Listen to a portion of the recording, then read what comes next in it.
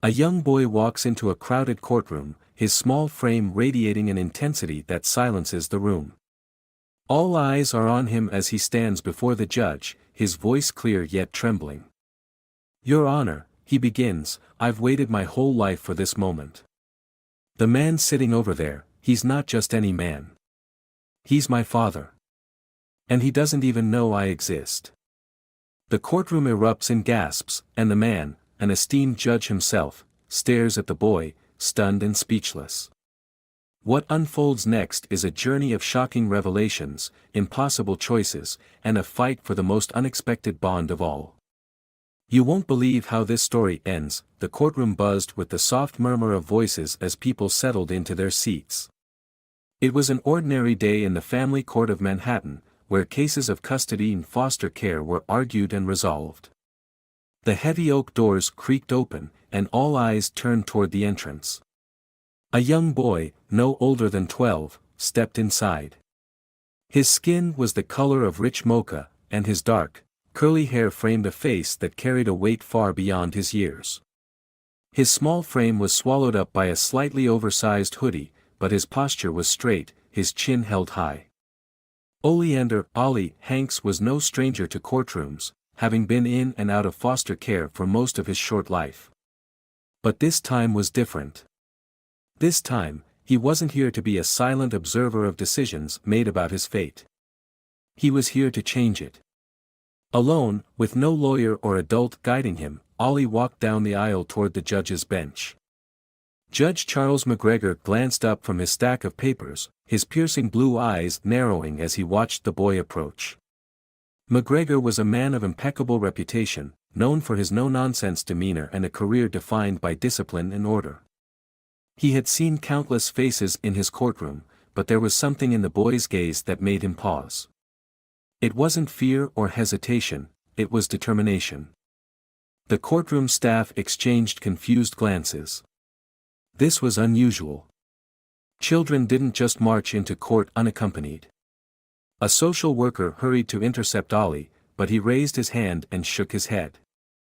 "I need to speak," Ollie said firmly, his voice carrying through the silent room. "To Judge McGregor." The murmur of voices grew louder, curiosity spreading like wildfire. Judge McGregor frowned and banged his gavel sharply. "Order," he commanded, his deep voice silencing the crowd. He leaned forward, addressing the boy. "Young man, this is highly irregular. You cannot simply—" Before he could finish, Ollie interrupted. "I know. But I have to. Please, Your Honor. Just listen." The audacity of the interruption startled McGregor, but he gestured for the boy to approach. "Very well. State your name and explain yourself." Ollie stepped closer, his sneakers squeaking faintly against the polished floor. He swallowed hard, steadying himself as dozens of eyes bore into him. "My name is Oleander Hanks," he began, his voice trembling slightly but gaining strength with each word. "I'm 12 years old, and I've been in foster care since I was a baby. But I'm not here to talk about that." He paused, looking directly at McGregor. "I'm here because I know who my father is. And it's you." The courtroom erupted. Gasps echoed off the walls, and people leaned forward in their seats, their faces painted with shock and disbelief. McGregor's gavel slammed down repeatedly, but even his commands for silence couldn't immediately quell the chaos. His hand gripped the edge of the bench tightly, his knuckles white. "What did you just say?" McGregor finally managed, his voice a mix of anger and incredulity. Ollie stood his ground, his wide, soulful eyes never leaving the judge's face. "You're my father," he said again, louder this time. "My mom told me before she died. She said you didn't know about me, but you're my dad." McGregor's world seemed to tilt. He felt the weight of the boy's words pressing down on him, threatening to crush the carefully constructed life he had built. Memories flickered in his mind, brief, fleeting moments from decades ago, but nothing concrete. He couldn't comprehend what was happening. Who was your mother?" he asked, his voice barely above a whisper. Her name was Layla Hanks, Ollie replied. She said she met you when you were just starting your career.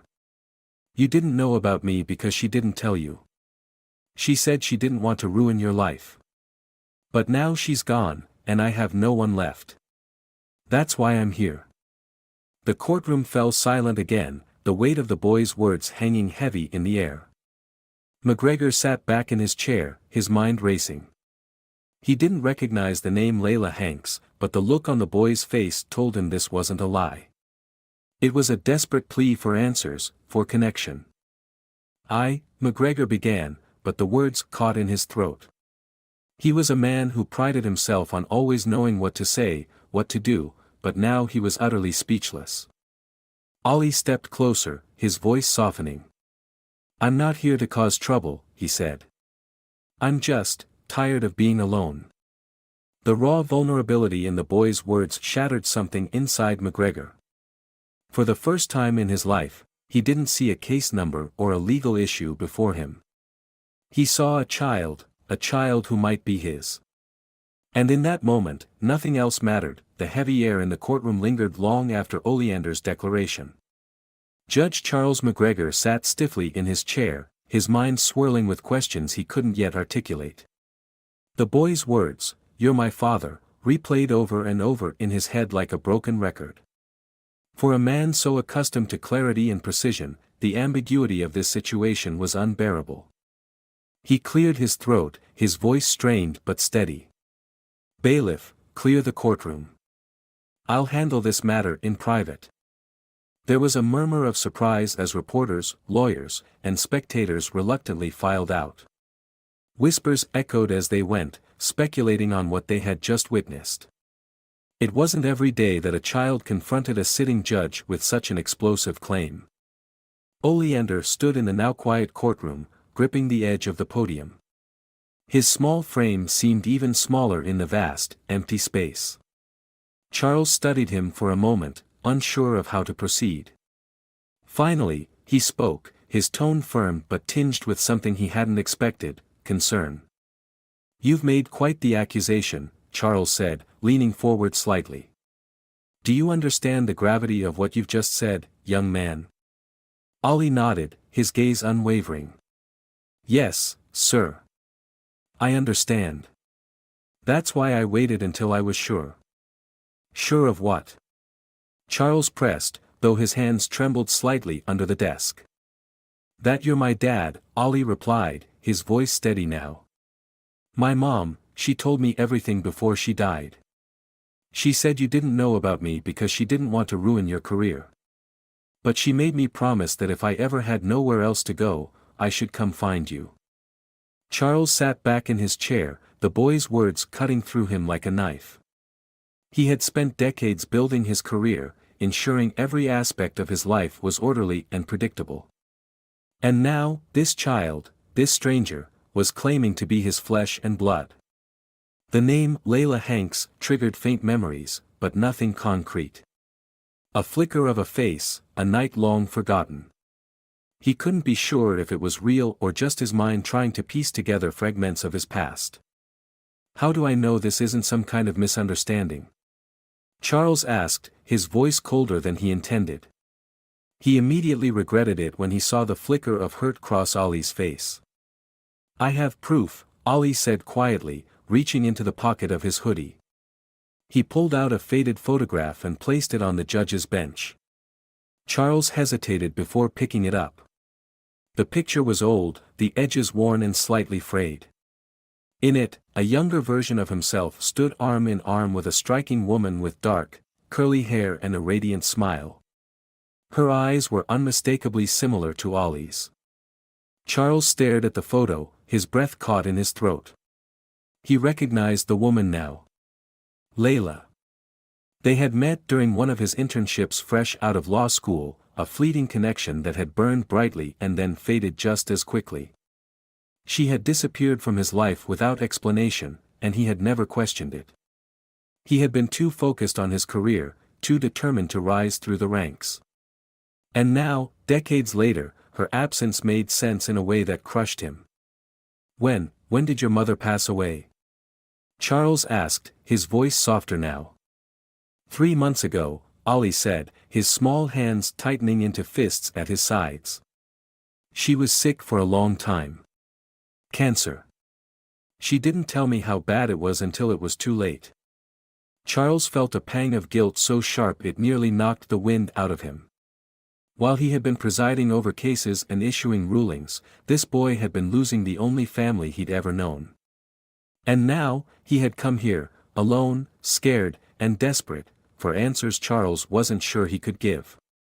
Do you have anyone else? Any relatives, anyone looking after you now? Charles asked, though he already suspected the answer. Ollie shook his head.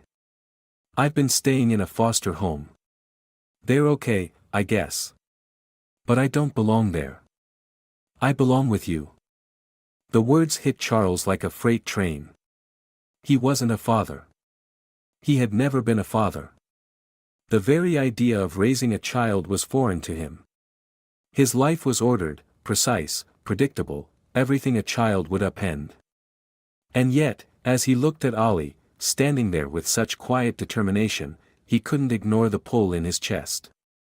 The boy was a part of him. That much he couldn't deny. Charles rubbed a hand over his face, trying to gather his thoughts. This isn't something I can decide here and now. There are legal processes, procedures. I don't care about legal stuff, Ollie interrupted, his voice cracking slightly. I just want to know if you believe me. If you believe I'm your son. Charles froze. The question hung in the air, heavy and unanswerable. Did he believe it? The evidence was there, the photo, the boy's eyes, the memories. But belief was one thing. Accepting it was another entirely. Finally, he exhaled, his shoulders sagging under the weight of the moment. I don't know, Ollie, he admitted. But I'm willing to find out. Ollie's expression softened, a flicker of hope crossing his tear-streaked face. It wasn't the answer he had hoped for, but it wasn't rejection either. It was a start. Charles straightened in his chair, his professional demeanor slipping back into place. I'll arrange for a DNA test, he said. Until then, you'll stay with your foster family. But I'll check in. Make sure you're okay. It wasn't a promise of forever, but it was enough for now. Ollie nodded, his lips curving into the faintest hint of a smile. As the bailiff escorted him out of the courtroom, Charles sat alone, staring at the photo in his hand. For the first time in his life, he didn't feel like the man in control. He felt like the man who had just been handed a second chance, and he wasn't sure if he deserved it. The DNA results arrived a week later, sealed in an envelope bearing the logo of the lab. Judge Charles McGregor sat at his desk in chambers, the envelope resting in front of him like a loaded gun. He stared at it for what felt like an eternity, his normally steady hands trembling slightly.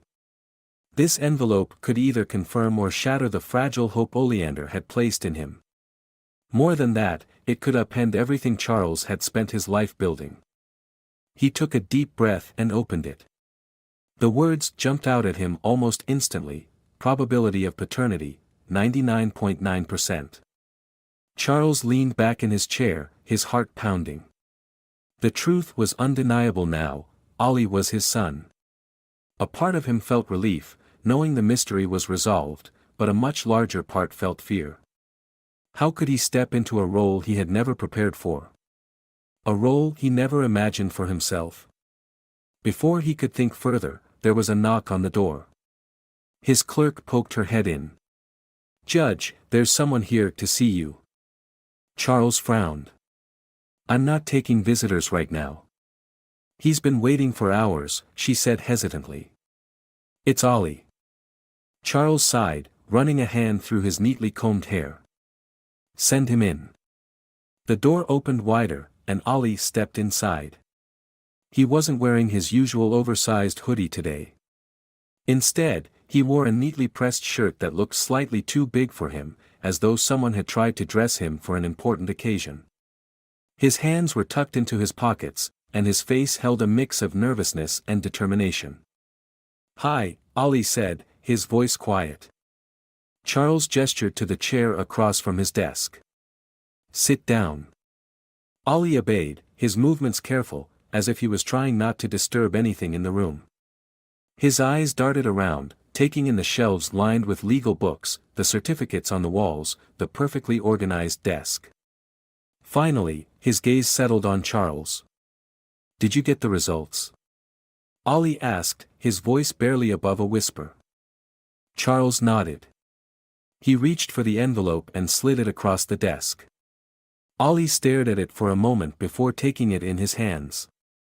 His fingers hesitated before he opened it, as though he was bracing himself for disappointment.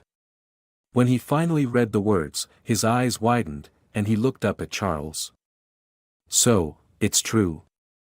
Ollie asked, his voice breaking slightly. "You're really my dad?" Charles exhaled deeply. "Yes, Ollie. It's true." For a moment, neither of them spoke.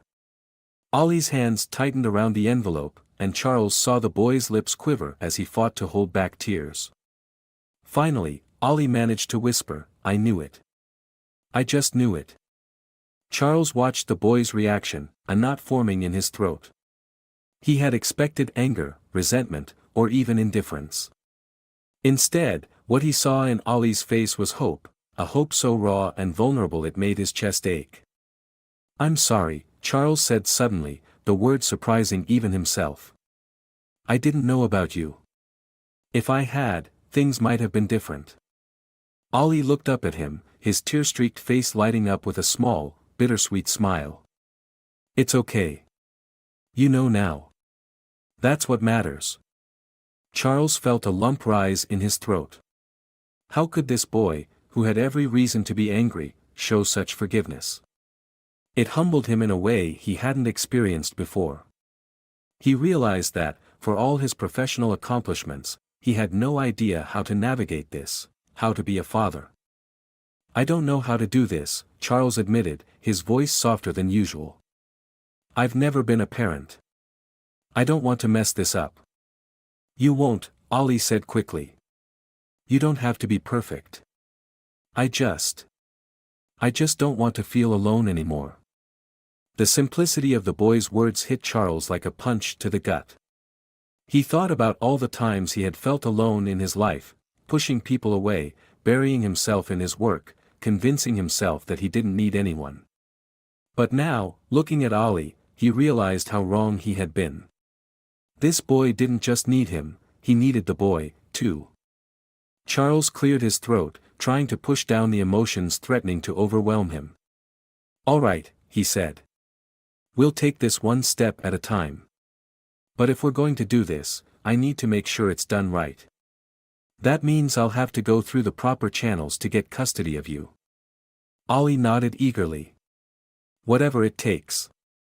I'll wait as long as I have to." Charles leaned forward, folding his hands on the desk. "In the meantime, I want to get to know you. We can start slow, dinners, weekends. How does that sound?" Ollie's face broke into a grin, the first genuine smile Charles had seen from him. "That sounds perfect." For the first time in years, Charles felt a sense of purpose that had nothing to do with courtrooms or legal battles. As Ollie stood to leave, the boy hesitated and looked back at him. "Thank you," Ollie said softly. "For believing me." Charles watched as Ollie walked out of his chambers, his heart heavier but fuller than it had been in years.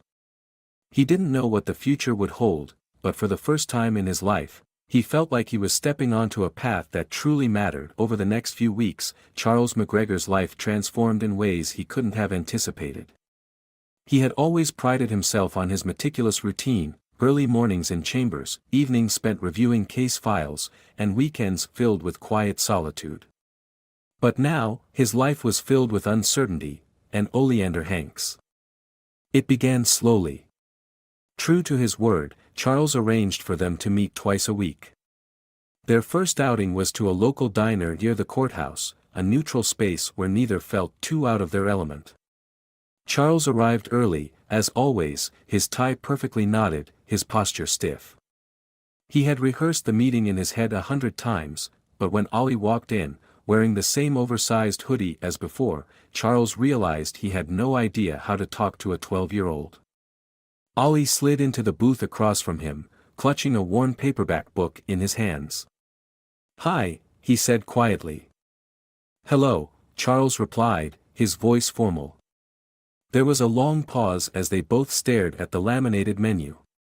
Finally, Charles cleared his throat. "Do you, know what you'd like to eat?" Ollie shrugged. "I'm not picky.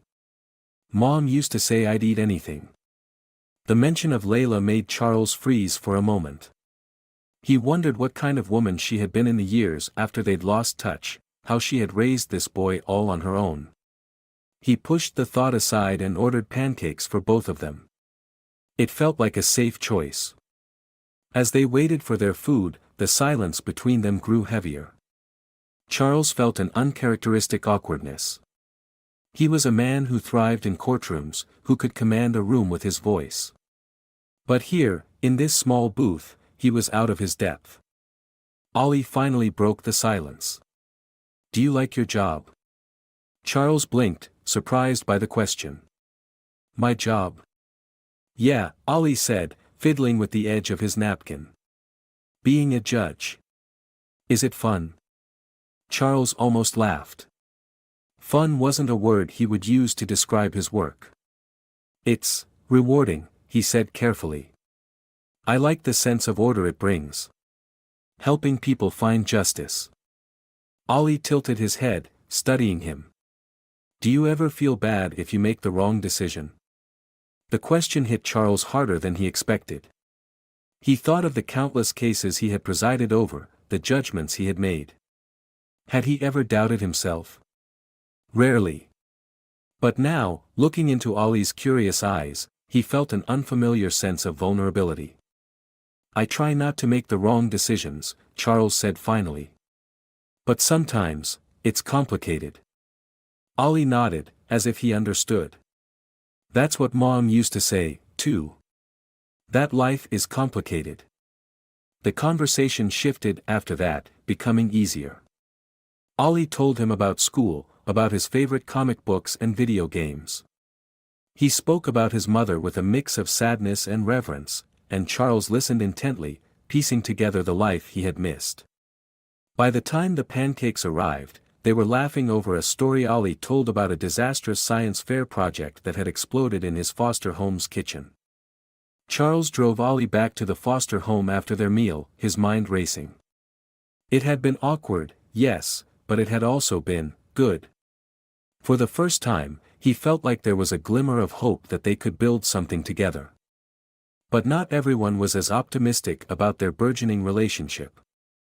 A week later, Charles received an email from the foster care agency. The subject line read, "Concerns regarding Oleander Hank's placement." Charles frowned as he read the message, which politely but firmly questioned his ability to parent a child, given his demanding career and lack of experience. They had scheduled a meeting to discuss the matter, and Charles felt his frustration rising. The meeting took place in a small conference room at the agency. The social worker, a stern woman named Ms. Carrington, didn't mince words. "Judge McGregor, while we understand your biological connection to Oleander, we have serious concerns about whether you're prepared to take on the responsibilities of fatherhood." Charles straightened in his chair, his jaw tightening. "I'm aware of the challenges, Ms. Carrington. But I'm committed to doing what's best for Ollie." "And do you believe uprooting him from his current environment is what's best?" she asked. "He's been with his foster family for several months now. Stability is crucial at his age." Charles took a deep breath, trying to keep his composure. "With all due respect, Ms. Carrington, I believe the best place for Ollie is with his father." Ms. Carrington raised an eyebrow. "And how do you intend to balance your demanding career with raising a child? Parenting isn't something you can schedule around court dates." Her words stung because they weren't entirely untrue. Charles had always put his career first. But now, as he thought about Ollie's hopeful smile and quiet resilience, he realized that his priorities had already begun to shift. "I'll make it work," Charles said firmly. "Whatever it takes." The meeting ended on a tense note, with Ms. Carrington promising to evaluate his situation further before making a recommendation. Charles left feeling drained but resolute. He had spent his entire life fighting for justice, and now he would fight for his son. That weekend, Charles invited Ollie to his apartment for the first time. It was a sleek, modern space, all clean lines and muted colors. Ollie wandered through the rooms, his eyes wide. "Your place is so quiet," Ollie said, breaking the silence. Charles chuckled. "I guess I've gotten used to it." Ollie frowned. "It doesn't feel like anyone lives here." The words stung, but Charles knew they were true. His apartment was more like a carefully curated showroom than a home. He watched as Ollie sat on the edge of the couch, clutching his book. "I've never lived anywhere this fancy," Ollie said softly. "Do you think I'll ever belong here?" Charles sat down beside him, unsure of what to say. Finally, he placed a hand on Ollie's shoulder. "This place, it's just a building. What matters is the people in it. And if you're here, Ollie, it'll feel more like home." Ollie looked up at him, his eyes shining with hope. "You mean that?" Charles nodded. "I do." For the first time, Charles realized that this wasn't just about proving himself to the foster care agency or the court. It was about proving himself to Ollie, and to himself. He didn't have all the answers, but he was determined to figure them out. Together, the transition to spending more time with Ollie was not without its challenges. Charles McGregor had spent his life in control, of his courtroom, of his career, of every decision he made. But raising a child was nothing like presiding over a court case.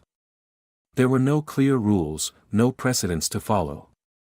And Ollie, while bright and resilient, came with his own set of struggles. Their first weekend together in Charles's apartment began with hope and excitement. Ollie had arrived with a small duffel bag, containing a few changes of clothes, his well-worn book, and a stuffed rabbit named Max. Charles noticed how few belongings the boy had and made a mental note to take him shopping soon. But for now, he focused on making Ollie feel at home. So, Charles began as they stood awkwardly in the living room. "What do you want to do? We could go out to the park, or can we stay here?" Ollie interrupted, his voice quiet. "It's just, I'm tired of moving around." Charles hesitated, then nodded. "Of course. Whatever you're comfortable with." They spent the first hour sitting on the couch, Charles reading over some legal briefs while Ollie flipped through his book. The silence was heavy but not unpleasant. It was only when Charles offered to cook dinner that the cracks in their newfound routine began to show. "What do you like to eat?" Charles asked, pulling open the refrigerator. "Anything, I guess," Ollie said with a shrug. "Mom used to make mac and cheese. The kind from the box." Charles frowned. He didn't have anything like that in his meticulously stocked fridge. His shelves were lined with ingredients for elaborate meals he rarely cooked, artisan cheeses, fresh herbs, and organic vegetables. But boxed mac and cheese? That was something he had never considered buying. "I could make a pasta dish," Charles offered hesitantly. Ollie nodded, though his enthusiasm was muted. Charles got to work, chopping vegetables and boiling pasta. He prided himself on precision in everything he did, and cooking was no exception. But as he plated the meal, a sophisticated arrangement of pasta primavera, he noticed Ollie staring at it with a mixture of confusion and disappointment. "You don't like it?" Charles asked, his tone more defensive than he intended. "It's fine," Ollie said quickly, picking at the pasta with his fork. "It's just different." Charles felt a pang of frustration. He had tried, hadn't he? But as he watched Ollie push the food around his plate, he realized this wasn't about the meal. It was about the boy sitting across from him, who had grown up in an entirely different world. Charles had no idea what that world was like, and it scared him. The rest of the evening didn't go much better. Ollie accidentally knocked over a glass of water on the coffee table, soaking Charles's neatly organized stack of legal papers. Charles's initial reaction was sharp, a frustrated, "Be careful." That made Ollie shrink back, mumbling an apology. The guilt hit Charles almost immediately. "It's all right," Charles said, his voice softening. "It's just paper. Don't worry about it." But the damage was done.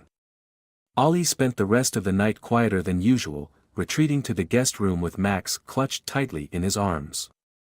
Charles stood outside the closed door, wrestling with the sinking feeling that he had failed. The next morning, Charles decided to try again. He took Ollie to a local bookstore, hoping to find something they could bond over. As they wandered through the aisles, Charles noticed Ollie's eyes light up when they passed the comic book section. "Do you like comics?" Charles asked. Ollie nodded, his fingers trailing over the colorful covers.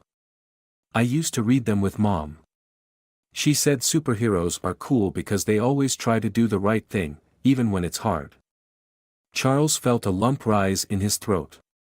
He watched as Ollie picked up a graphic novel, flipping through the pages with a small smile. "Do you want it?" Charles asked. Ollie hesitated. "It's okay. I don't want to make you spend money." Charles frowned. "Ollie, you don't have to worry about that. If you want it, we'll get it." Ollie finally nodded, clutching the book to his chest. They left the store with a small stack of comics, and for the first time, Charles felt like he had done something right. That evening, they sat together on the couch, reading. Ollie showed Charles his favorite panels, explaining the stories with an enthusiasm that warmed Charles's heart. For the first time, he saw the boy relax, his guard lowering as he spoke about the things he loved. But just as they were starting to find their rhythm, the next challenge arose. During breakfast the following morning, Charles received a call from Ms. Carrington, the social worker overseeing Ollie's case. Her tone was professional but stern. "Judge McGregor, we've received concerns from Ollie's foster family," she said. "They're worried that this arrangement might not be in his best interest. They mentioned he seemed unsettled after returning from your apartment." Charles felt his chest tighten. "He was fine," he insisted. "We're still getting to know each other, but everything went well." "With respect, Judge, it's not just about how you see it," Ms. Carrington replied. "Ollie has been through a lot of instability. We need to ensure this isn't adding to it." Charles clenched his jaw. He wanted to argue, to defend himself, but he knew she was right, at least partially. This wasn't just about him proving he could be a father. It was about what was best for Ollie. After the call, Charles sat at the kitchen table, staring at the empty plate in front of him. He had never doubted his abilities in the courtroom, but here, in the role of a father, he felt out of his depth. "Is everything okay?" Ollie asked, stepping into the room. Charles looked up, forcing a smile. "It's fine. Just work stuff." Ollie nodded, but his eyes lingered on Charles, as if he could sense the tension. Charles realized then that this boy wasn't just his responsibility, he was his equal in this fight. They were both figuring it out as they went, both learning how to be a family. That night, as Ollie fell asleep on the couch with Max in one hand and a comic book in the other, Charles sat beside him, watching the slow rise and fall of his chest. For all his doubts, he knew one thing for certain: he wasn't going to give up. Not on Ollie. Not on himself.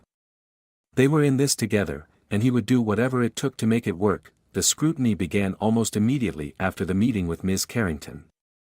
Charles knew it would come, but he hadn't anticipated how relentless it would be. Every interaction with Ollie was under a microscope, every decision questioned. Ms. Carrington made unannounced visits to his apartment, asking pointed questions about their routine, their meals, even how Ollie was adjusting to school. It was as if she was waiting for him to slip up, to confirm her suspicions that he wasn't fit to be a parent. For Charles, who was used to being the one in control, the experience was humbling. He felt like he was constantly on trial, defending his ability to care for his own son. But the most challenging part wasn't the social worker's visits, it was balancing the demands of his career with the needs of a 12-year-old boy. One Friday afternoon, Charles was in his chambers, preparing for a high-profile case that was set to begin the following week. He had spent hours reviewing evidence and writing notes, but his focus was shattered when his phone buzzed with a call from Ollie's school. "Mr. McGregor," the voice on the other end said. It was the school counselor. "We've had a bit of an incident with Ollie." Charles's stomach dropped. "What happened?" "There was a disagreement during recess," the counselor explained. "Ollie got into a fight with another student. He's not hurt, but we thought it would be best if you came in to discuss the situation." Charles glanced at the stack of case files on his desk, his carefully planned schedule unraveling before his eyes. But he didn't hesitate. "I'll be there in 20 minutes.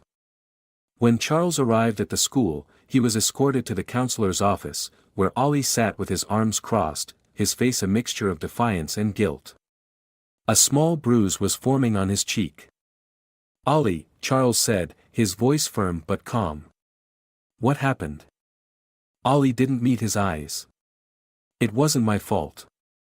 The counselor, a kind-looking woman with glasses perched on the tip of her nose, interjected. "Another student made some unkind remarks about Ollie's situation. He called him, well, he made comments about Ollie not having a real family." Charles felt a surge of anger rise in his chest. "And what did Ollie do?" "He defended himself," the counselor said diplomatically. "But it escalated into a physical altercation." Charles looked at Ollie, who was still staring at the floor. "Ollie, is that true?" Ollie nodded reluctantly. "I didn't start it," he muttered. "But I wasn't gonna let him talk about us like that." The word "us" struck a chord in Charles. For all their struggles, Ollie already saw them as a team. Charles took a deep breath, his anger softening. "Ollie, I understand why you were upset. But violence isn't the answer. You have to find other ways to handle these situations." Ollie's gaze finally lifted, his eyes filled with frustration. "He doesn't know anything about us. He doesn't know you're trying. Why do I have to take it?" Charles crouched down so he was at eye level with Ollie. "Because you're better than that. And because I'm here now, and we're going to figure this out together. Okay?" Ollie hesitated, then nodded. "Okay." After the meeting, Charles took Ollie out for ice cream, a small gesture to ease the tension. As they sat on a park bench, Ollie finally spoke. "Do you think Ms. Carrington's gonna use this against us?" he asked, his voice barely above a whisper. Charles's chest tightened. "I don't know," he admitted. "But we'll handle it if she does. We're not giving up." Ollie nodded, his shoulders relaxing slightly. "I'm glad you came to school. Mom never could.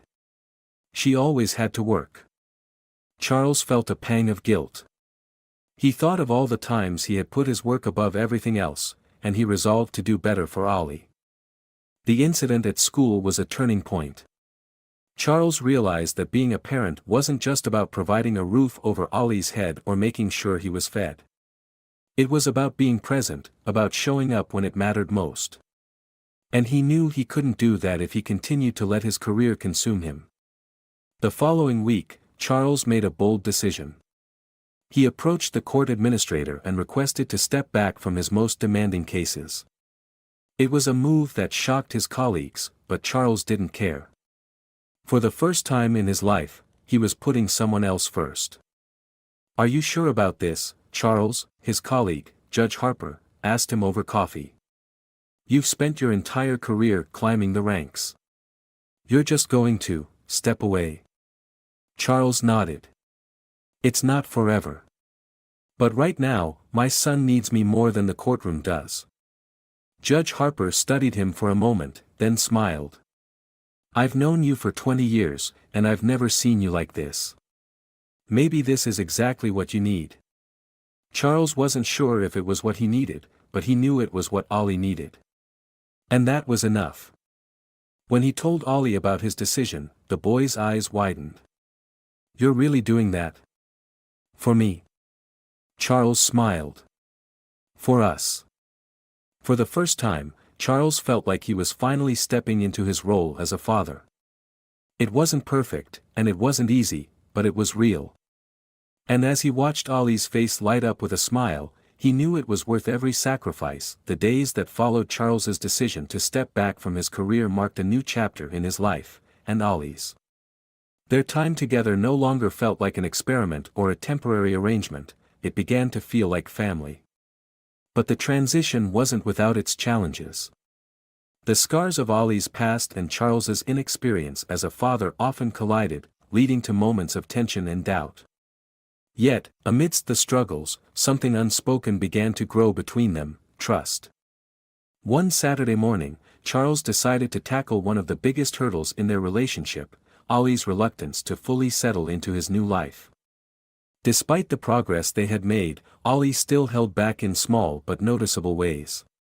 He hadn't unpacked his duffel bag, leaving his belongings tucked away as if he were expecting to leave at any moment. His favorite stuffed rabbit, Max, always stayed close, as if it were his only true anchor. Charles had been patient, but he knew they needed to address it. So, after breakfast, he made a suggestion. "How about we go shopping today?" Ollie looked up from his plate, his brow furrowed. "Shopping for what?" "For your room," Charles said with a small smile. "It's looking a little bare. I thought we could pick out some things to make it yours." Ollie hesitated, his fork hovering over his eggs. "I don't know. What if—" he stopped himself, but Charles could see the doubt in his eyes. "What if this doesn't work out?" Charles finished for him. Ollie didn't respond, but the way he avoided Charles's gaze said everything. Charles leaned forward, his voice gentle but firm. "Ollie, I know it's hard to believe this is permanent. But I'm not going anywhere. You're my son, and this is your home. It's okay to start thinking of it that way." Ollie bit his lip, his expression conflicted. But after a long moment, he nodded. "Okay. Let's do it." The trip to the store was an adventure in itself. Charles, ever the planner, had expected to pick out a few practical items: a desk, some bedding, maybe a lamp. But Ollie had other ideas. As soon as they stepped into the store, his eyes lit up with excitement, darting from one aisle to the next. Charles found himself following the boy as he debated between posters of superheroes and spaceships, debated the merits of beanbag chairs versus a sleek gaming chair, and carefully selected a set of glow-in-the-dark stars for the ceiling. At first, Charles tried to steer the choices toward more appropriate decor, things that matched the muted tones of his apartment. But he quickly realized that this wasn't about him. It was about giving Ollie the freedom to create a space that felt like his own. By the time they left the store, the back seat of Charles's car was overflowing with everything from colorful bedding to a lava lamp. Ollie's excitement was contagious, and for the first time, Charles felt a sense of pride not in his achievements, but in the simple act of making his son happy. When they got home, Ollie insisted on setting everything up himself. Charles helped where he could, but he mostly stood back, watching as the boy transformed the once empty guest room into something vibrant and uniquely his. The walls were soon adorned with posters, the bed covered in bright orange sheets, and the ceiling dotted with the glow-in-the-dark stars. By the time they finished, Ollie was beaming. "What do you think?" Ollie asked, his voice filled with pride. Charles looked around the room, his chest tightening with emotion. It was chaotic and colorful, completely at odds with the rest of his meticulously designed apartment. And he loved it. "I think it's perfect," he said. Ollie's smile widened, but then he hesitated, glancing at the stuffed rabbit on the bed. "Do you think Max will fit in here?" Charles crouched down so they were eye level. "Max is part of you, and this room is yours. Of course, he fits." Ollie nodded, clutching the rabbit tightly. For the first time since he had arrived, he looked at peace. But just as they were beginning to find their rhythm, another challenge loomed. A week later, Charles received a call from Ms. Carrington. Her tone was polite, but there was a weight to her words that Charles couldn't ignore. "Judge McGregor, the agency is still evaluating your case. I wanted to let you know that there's a family interested in adopting Ollie." Charles felt the air leave his lungs. "A family?" he repeated, his voice tight. "Yes," Ms. Carrington said. "They've been fostering children for years, and they're very experienced. They've expressed interest in providing a permanent home for Ollie." "He has a permanent home," Charles said, his voice sharper than he intended. "Here. With me." "I understand how you feel," Ms. Carrington replied. "But the agency has to consider all options. This family has a stable, supportive environment. And I don't." Charles interrupted, his frustration boiling over. "I've done everything you've asked. I've adjusted my schedule, made space for him in my life. What more do I have to prove?" Ms. Carrington sighed. "It's not about proving anything, Judge. It's about what's best for Ollie." Charles gripped the phone, his mind racing. He had fought for justice his entire career, but this was different. This wasn't just a case, this was his son. And he wasn't going to lose him. That evening, Charles sat down with Ollie to explain the situation. He hated putting the boy in the middle of it, but he knew Ollie deserved to know the truth. "There's another family interested in adopting you," Charles said carefully. "The agency thinks they might be a good fit." Ollie's face fell, his shoulders tensing. "So they're gonna take me away?" "No," Charles said firmly. "Not if you don't want to go. But it's your choice, Ollie. If you think you'd be happier with them." "I don't," Ollie said quickly, his voice trembling. "I don't want to go anywhere. I want to stay here. With you." Charles felt a lump rise in his throat. He placed a hand on Ollie's shoulder, his grip steady.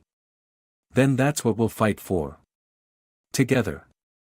For the first time, Charles saw a spark of confidence in Ollie's eyes. The boy who had been so hesitant, so unsure of his place in the world, was finally beginning to believe in something, and someone. And as Charles sat with his son that night, he realized that this wasn't just about proving himself to Ms. Carrington or the agency. It was about proving to Ollie, and to himself, that they were stronger together than apart. The final hearing to determine Ollie's custody arrived sooner than Charles expected. The courthouse, a place he had once commanded with confidence and authority, now felt like a battleground where everything he cared about was at stake. This time, Charles wasn't the judge presiding over the case, he was the one being judged. The courtroom was smaller than the ones Charles was accustomed to, but it felt immense. Ms. Carrington sat on one side, representing the foster care agency's interests. Beside her was the family interested in adopting Ollie, a well-dressed couple in their 40s who smiled politely but nervously. On the other side sat Charles, with Ollie next to him, his small hand clutching Max the stuffed rabbit tightly. The judge, a stern but fair woman named Judge Caldwell, called the hearing to order. Her sharp eyes scanned the room, resting momentarily on Charles before addressing the room. "This hearing will determine the best permanent placement for Oleander Hanks. Let's proceed." Ms. Carrington presented her case first, detailing the foster family's qualifications and stable home environment. The couple spoke about their experience raising foster children and their desire to provide Ollie with a loving home. Charles couldn't help but notice how perfect they seemed on paper, how much they represented everything the agency valued. It made him feel like an outsider in a system he had once been a part of. But then it was Charles's turn to speak. He stood, straightening his tie as he approached the podium. For a moment, he hesitated, feeling the weight of the room's gaze. But when he glanced back at Ollie, who looked at him with quiet trust, his resolve solidified. "Your Honor," Charles began, his voice steady. "I've spent my career upholding the law, ensuring that justice is served. But today, I stand here not as a judge, but as a father, a role I never expected but one I've come to embrace with every fiber of my being. He paused, taking a deep breath. When Ollie came into my life, I was unprepared. I didn't know how to be a parent. But over the past few months, I've learned that being a father isn't about perfection, it's about showing up, about being there when it matters most. Ollie doesn't need another foster family. He needs stability. He needs someone who will fight for him, not because it's easy, but because he deserves it. Charles's voice grew stronger as he continued. I've adjusted my life, my priorities, and my heart for this boy.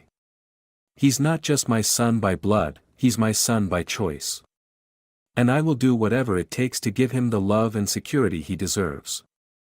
When he returned to his seat, he noticed Ollie's eyes shimmering with unshed tears. Charles placed a reassuring hand on his shoulder, silently promising that he wouldn't let him down.